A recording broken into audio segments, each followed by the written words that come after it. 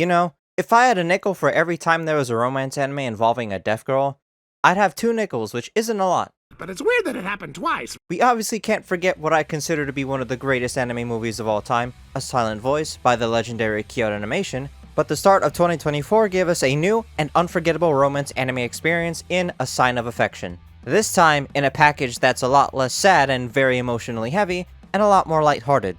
I wish I had seen more people talk about it because it's an incredibly well done romance anime, and those need a lot more attention than your run-of-the-mill go nowhere romance anime with a useless protagonist, but that's why I'm here, to shove my opinions down your throat. Anyway, enough exposition, let's jump right into A Sign of Affection. If it wasn't made obvious by the introduction, A Sign of Affection is a romance anime where our main heroine, Yuki, is deaf. She's currently in college and the urge to protect this one is strong. Yuki didn't really seem to think much about the world, seeing as she can't hear anything at all. Her world is silent, which obviously provides a lot of challenges for her. She mostly just stayed in her little bubble with the couple friends she has. One day while going about her day on the train, she runs into her gray-haired schoolmate Itsuomi. Yuki never really noticed him before, but immediately takes an interest when he actually pays attention to the hearing aids she's wearing, and makes an attempt to take her lack of hearing ability into consideration by clearly mouthing words to her. Seems like that was an entirely new experience for Yuki, so that short encounter is living rent-free in her head. Yuki runs into Itsuomi again at her bar her friend Rin takes her to, learning that he works there, and that's where the interest develops into a full-on crush. The way that love interests are developed in A Sign of Affection is beautiful and unique. There's been way too many romance anime that I've watched that follow a safe and reliable formula, and while that's not necessarily a bad thing, as much as I enjoy them, I do yearn for something new in the romance anime genre. A Sign of Affection does have a distinct advantage of making something new, seeing as Yuki is deaf, so things can't be done by the books in the first place. Seeing as Yuki has to communicate what she wants to say through text, gestures, or Japanese Sign Language, things can sometimes be a little difficult to convey. What might be easier for either you or I to say through text rather than speaking can still be hard for her to write out since that's essentially how she talks. Luckily for her, however, Itsuomi, being the considered person that he is, makes more than just a simple attempt at learning sign to help himself talk to Yuki more clearly. He's obviously interested in her and her unique world, so what better way to find a way in than to learn the language that's spoken in hers? I have to give credit to a wonderfully crafted love interest like Itsuomi. He's an interesting guy. He knows multiple languages including Japanese, which is his native tongue, German, and English, and he loves traveling a lot. Most of his time is spent overseas, educating himself about all the different kinds of people, cultures, and languages that are out there. Obviously, A Sign of Affection is a work of fiction. You could craft literally any kind of character possible, including the world's most perfect man in a woman's fantasy. Like how, and also from winter 2024, The Dangers in My Heart, a shonen romance anime, has Yamada, who's the perfect package. Meanwhile, A Sign of Affection, a shoujo romance anime, has Itsuomi. But the key difference here is that Itsuomi is a lot more believable of a character to me. Guys like Itsuomi do exist, albeit rare, but they're definitely real. I've had the honor of knowing someone that closely resembles him, but I have not met any human being that resembles Yamada in any way, shape, or form. Well, maybe shape, but definitely not the other two. Itsuomi is someone that simply is just living his best life and is portrayed with a realistic kind of kindness. What he does for Yuki to make communication between the two, as well as making their relationship as comfortable as possible for her, is next level. His personality also doesn't quite fit into most common anime archetypes. I'd like to shed some more light on the aspect of Yuki's deafness. So, as I pointed out, and as you can see, she has hearing aids. One of the things about them that's touched on, which is a really small detail but I appreciate the attention that went into it, is the feedbacking that can happen when one wears them. They made a mention about how they let out a high-pitched noise, like microphone feedback, when they're not worn snugly enough.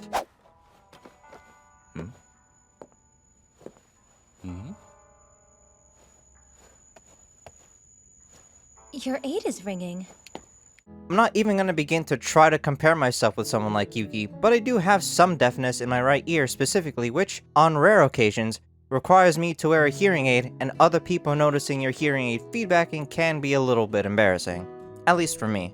It didn't really seem to bother Yuki much, and a friend lets her know whenever they're making noise. As a viewer, since Itsuomi is making an effort to learn sign for Yuki, we can feel a bit more educated on the matter as well. We get to see what it is exactly that he's learning, as well as seeing it in practice. Sure, depending on where you live, the sign language is going to be a bit different, so it might not be the most practical thing to learn or memorize from watching the anime, but I think it's cool nonetheless that the anime also makes a subtle effort to educate the viewers on the subject matter. I feel like most media that tries to be educational in some way can come off a bit cheesy or even condescending. A Sign of Affection is very passive about how it goes about explaining Yuki's condition and how one might go about living with it, and what you can do if you ever meet someone who is deaf. She's also not treated like a champion, and she's also not put into a scenario that makes it seem like her deafness is the worst thing imaginable. Yuki is simply portrayed as a regular adult female who just so happens to be deaf. Personally, lessons stick to me more when it's not being shoved in my face and just a part of the overall experience.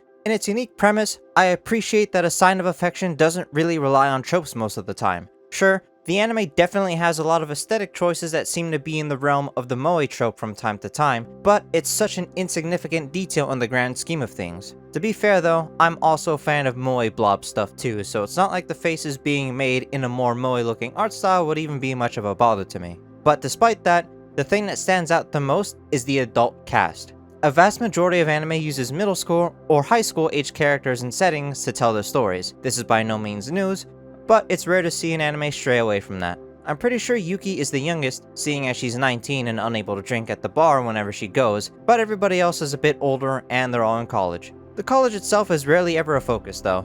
Some scenes take place in its cafeteria, but that's about it. Most of the time, it takes place outside of the college and we just follow the daily life of Yuki. Yuki and Iomi aren't the only ones the anime focuses on when it comes to romance. We have plenty of other romances going on with the supporting cast. A Sign of Affection treats its supporting cast very well, seeing as everybody else is also trying to pursue a relationship. Everybody else gets a fair amount of time in the spotlight and no character gets left behind or feels wasted, which is a difficult thing to pull off.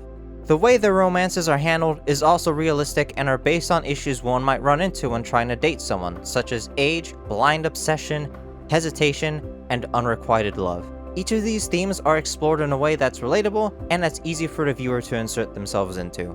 Honestly, A Sign of Affection just does literally everything correctly, and I can't praise it enough for doing so. Seeing Yuki be able to overcome her hearing disability and live the life of a normal girl was one of the best things to witness while watching this anime, as well as watching her fall in love with the most perfect person for her. Iomi is genuinely such a good person and makes for a good example of someone that I think everyone should strive to be. I can't stress enough how much of a breath of fresh air the adult cast in a college setting is, in a world where 90% of anime is all teenagers. But the biggest thing about A Sign of Affection that it does right is the more realistic approach to romance. Everybody's stories and the way they react to their situations is human and more believable. I could see every character's story be something that a friend or coworker could tell me about. I'm glad to have watched this anime, and if you're looking for a more interesting approach to romance in anime, I highly recommend giving this a shot.